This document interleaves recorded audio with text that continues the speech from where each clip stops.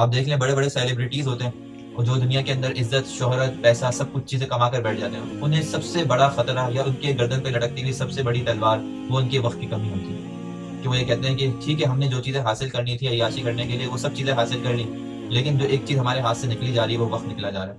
اور جس دن وہ وقت نکل جائے گا ہمارا جو ہے وہ کام پورا ہو جائے گا اور ہماری یہ ساری چیزیں دھڑی کی دھڑی رہ جائیں گی، ہماری عزت ہماری شہرت ہماری دولت.